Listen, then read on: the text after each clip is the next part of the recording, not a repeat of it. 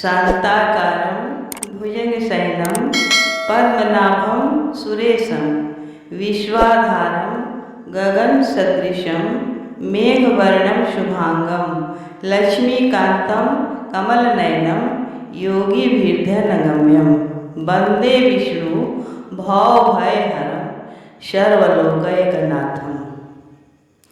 मंगलम भगवान विष्णु मंगलम गरुड़ध्वज मंगलम पुंडरीकाक्ष मंगलाय तनोहरि। बंधुओं, आज मैं 5वां और 6वां अध्याय आप लोग के सामने कार्तिक मास का कथा प्रस्तुत करने जा रही हूँ। इस कथा को आप लोग सुनिएगा और आशीर्वाद भी दीजिएगा। बोलिए विष्णु भगवान की जय। राजा पृथ्वी ने कहा, हे मुनि जी, आपने कार्तिक मास में स्नान का फल कहा, अब अन्य मासों में विधिवत स्नान करने की विधि, नियम और उद्यापन की विधि भी मुझे बतलाइए। देवर्षि नारद बोले, हे राजन, आप भगवान विष्णु के अंश से उत्पन्न हुए हैं, अतः यह बात आपको मालूम ही है। फिर भी मैं आपको यथोचित विधान बतलाता हूँ, ध्यान से सुनिए। अश्विनी मास में शुक्ल पक्ष की एकादशी से कार्तिक के व्रत करने चाहिए। सुबह ब्रह्म मुहूर्त में उठ के जल का पात्र लेकर गांव से बाहर पूर्व या उत्तर दिशा में जाएं। दिन में अथवा शाम को कान पर जनेऊ चढ़ाकर पृथ्वी पर घास बिछा के सिर को कपड़े से ढककर मुंह को बलपूर्वक भली भांति बंद करके थूक व सांस को रोक कर मल व मूत्र का त्याग करने के पश्चात मिट्टी व जल से भली भांति अपने गुप्तांगों को धोवें। तत्पश्चात जो मनुष्य दातुन मुख शुद्धि नहीं करता, उसके सब मंत्र निष्फल हो जाते हैं। अतः दांत और जीभ को यत्न पूर्वक शुद्ध करना चाहिए और निम्नलिखित मंत्र पढ़कर वृक्ष से दातुन तोड़नी चाहिए। हे बृहस्पति, तुम हमें आयु, कीर्ति, तेज, प्रजा, पशु, संपत्ति, महाज्ञान, बुद्धि, विद्या हमको प्रदान करो। यह मंत्र पढ़कर दूध वाले वृक्ष पर से 12 अंगुल की दातुन तोड़कर करें। व्रत या श्राद्ध के दिन दातुन नहीं करनी चाहिए। प्रतिप्रदा, अमावस्या, नवमी, छठी, रविवार को चंद्र तथा सूर्य ग्रहण में दातुन करनी चाहिए। कटीले पेड़ों, कपास, पीपल, बरगद और निर्गंध, इन पेड़ों की दातुन करनी चाहिए।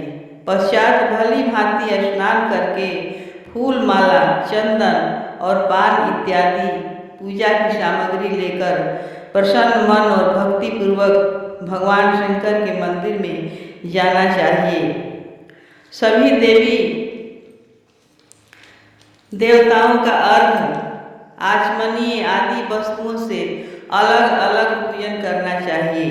प्रार्थना एवं प्रणाम करना चाहिए। फिर भक्तों के स्वर में स्वर मिलाकर श्री हरि का कीर्तन करना चाहिए। मंदिर में जो गायक भगवान श्री हरि का कीर्तन करने को आए वो माला, चंदन, तांबूल आदि से उनका पूजन करना चाहिए, क्योंकि देव स्थानों में भगवत कीर्तन करने वाले भी साक्षात भगवान विष्णु की ही मूर्ति होते हैं। यह लोग सतयुग में विष्णु जी को अपनी तपस्या, योग और दान द्वारा भगवान को प्रसन्न करते थे, मगर कलि युग में भगवत गुणगान ही भगवान श्री हरि को प्रसन्न करने का प्रधान साधन माना गया है। नारद जी ने राजा पृथु से कहा, हे राजन, मैंने एक बार भगवान से पूछा, हे प्रभु, आप अधिकतर कहाँ रहते हैं? यह सुनकर भगवान ने कहा, हे नारद, मैं वैकुंठ अथवा योगियों के हृदय में भी नहीं रहता, अपितु जहाँ मेरे भक्त मेरा कीर्तन करते हैं वहाँ मैं अवश्य रहता हूँ। जो मनुष्य चंदन माला आदि से मेरे भक्तों का पूजन करते हैं उनसे मेरी ऐसी प्रीति होती है जैसी कि मेरे पूजन से भी नहीं हो सकती। शिरीष, धतूरा, गिरजा, चमेली, केसर और कंदार तथा कटहल के फूल और अक्षतों से भगवान विष्णु की पूजा नहीं करनी चाहिए। अड़हुल, कंद, गिरीश, जूही, मालती और केवड़ा के पुष्प से भगवान शंकर की पूजा नहीं करनी चाहिए। लक्ष्मी के इच्छुक पुरुषों को तुलसी पत्र से सूर्य नारायण की पूजा नहीं करनी चाहिए। जिन देवताओं की पूजा में जो फूल निर्दिष्ट हैं उन्हीं से उनका पूजन करें। पूजन समाप्त करने के पश्चात भगवान से क्षमा प्रार्थना करें यथा, हे सुरेश्वर, हे देव, मेरे पास न मंत्र है न क्रिया है, न मैं भक्ति से भी हीन हूँ। जो कुछ भी पूजा मैंने आपकी की है उसे पूरा करें। ऐसी प्रार्थना करने के बाद दंडवत प्रणाम वो दो क्षमा प्रार्थना करके भगवत कीर्तन करना चाहिए, श्री हरि की कथा सुननी चाहिए और प्रसाद ग्रहण करना चाहिए। इस तरह बताई गई विधि के अनुसार जो मनुष्य कार्तिक व्रत का अनुष्ठान करते हैं वह संसार के सभी सुखों को भोगते हुए अंत में मुक्ति को पा जाते हैं। बोलो विष्णु भगवान की जय। छठा अध्याय। जय श्री हरि। ओम नमो भगवते वासुदेवाय। नारद जी ने कहा, जब 2 घड़ी रात शेष रह जाए तब तिल, कुश, अक्षत, चंदन आदि लेकर शुद्ध होकर जलाशय पर जाए। नहर की अपेक्षा नदी में स्नान करने से 10 गुना फल प्राप्त मिलता है और नदी की अपेक्षा संगम पर स्नान करने से 10 गुना फल मिलता है और तीर्थ पर स्नान करने से इन सबसे दुना फल होता है। स्नान से पहले भगवान का ध्यान करके स्नानार्थ संकल्प करें। फिर तीर्थ में उपस्थित देवताओं को क्रमशः एवं आचमनीय आदि देवें। अर्घ मंत्र यह है, हे कमलनाथ, आपको नमस्कार है। हे जलसाई भगवान, आपको नमस्कार है। हे ऋषिकेश, आपको प्रणाम है। मेरे दिए हुए अर्घ को आप ग्रहण करें। वैकुंठ, प्रयाग तथा बद्रिकाश्रम में जहाँ कहीं भगवान विष्णु गए वहाँ उन्होंने 3 प्रकार से अपना पैर रखा था। वहाँ पर ऋषि वेद यज्ञों के सहित समस्त देवता भी मेरी रक्षा करते रहे। हे जनार्दन, हे दामोदर, हे देवेश, आपको प्रसन्न करने के लिए मैं कार्तिक पक्ष में विधिवत प्रातः स्नान कर रही हूँ। आपकी कृपा से मेरे समस्त पाप नष्ट हो जाएं। हे हरे, कार्तिक मास में व्रत तथा विधि पूर्वक स्नान करने वाला मैं अर्घ देता हूँ। आप राधिका सहित ग्रहण करें।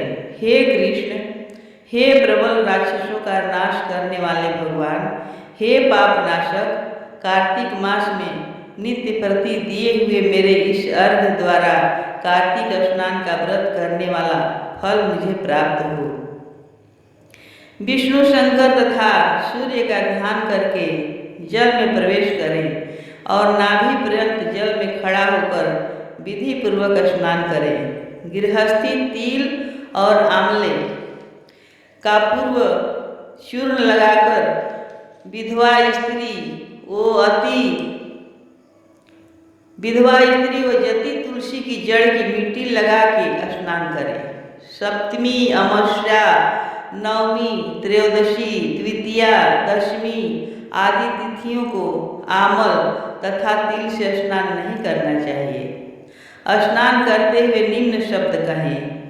जिस भक्ति भाव से भगवान देवताओं के कार्य के लिए 3 प्रकार का रूप धारण किया था, वही पापनाशक भगवान विष्णु अपनी कृपा से मुझे पवित्र बनाए। विष्णु जी की आज्ञा से कार्तिक व्रत करने वालों की सारे इंद्र आदि देवता रक्षा करते हैं। अतः वह मुझको पवित्र करे। बीजों, रहस्यों तथा यज्ञों सहित वेदों के मंत्र, कश्यप आदि ऋषि, इंद्र आदि देवता मुझे पवित्र करें। गंगा आदि सभी नदियों, संपूर्ण तीर्थ, सातों समुद्र और समस्त जलाशय मुझको पवित्र करे। अदिति आदि सभी नारियों, यज्ञ, सिद्ध, सर्प, सब औषधियों, तीनों लोगों के पर्वत मुझे पवित्र करे। इन शब्दों को कहकर स्नान करने के पश्चात व्रती हाथ में पवित्री धारण करके देवता, ऋषि, मनुष्य तथा पितरों का विधिवत तर्पण करते समय जितने भी तिल तर्पण में रहते हैं उनसे वर्ष पर्यंत व्रती के पितृगण स्वर्ग में वास करते हैं। तत्पश्चात व्रत करने वाला जल से निकलकर शुद्ध वस्त्र पहने और प्रातः काल के सब कृत्यों से निवृत्त होकर पुनः भगवान विष्णु का पूजन करें। समस्त तीर्थों के सारे देवताओं का स्मरण करके भक्ति पूर्वक सावधान होकर चंदन, फूल और फलों सहित भगवान विष्णु को फिर अर्घ्य देवें। अर्घ्य मंत्र का अर्थ यह है, पवित्र कार्तिक मास में मैंने स्नान किया है। हे विष्णु जी, राधा के साथ आप मेरे दिए अर्घ्य को ग्रहण करें। पश्चात चंदन, फूल और तांबूल, पान आदि से वेद पाठी ब्राह्मणों का श्रद्धापूर्वक पूजन करें और बार बार साष्टांग प्रणाम करें। ब्राह्मणों के दाएं पैर में तीर्थ रहते हैं, मुख में वेद और सारे अंगों में देवता निवास करते हैं। अपने कल्याण की कामना रखने वाले लोग न इनका अपमान करें और न इनके साथ विरोध करें। फिर एकाग्रचित्त से भगवान विष्णु की प्यारी तुलसी का पूजन करें, उनकी परिक्रमा करें तथा उनको प्रणाम करें। हे देवी, हे तुलसी, देवताओं ने ही प्राचीन काल से तुम्हारा निर्माण किया है और ऋषियों ने तुम्हारा पूजन किया है। हे विष्णु की प्यारी तुलसी, आपको प्रणाम है। आप मेरे सब पापों का नाश करो। इस प्रकार भक्ति पूर्वक जो लोग कार्तिक व्रत का अनुष्ठान करते हैं वह संसार में सुखों को भोगते हुए अंत में मुक्ति को प्रदान करते हैं। सारे रोगों का नाश करने वाला, पापों को नष्ट करने वाला, मनुष्य को श्रेष्ठ बुद्धि देने वाला, धन आदि का साधन, मुक्ति और कोई उत्तम व्रत संसार में नहीं है। बोलो विष्णु भगवान की जय। ओम नमो भगवते वासुदेवाय।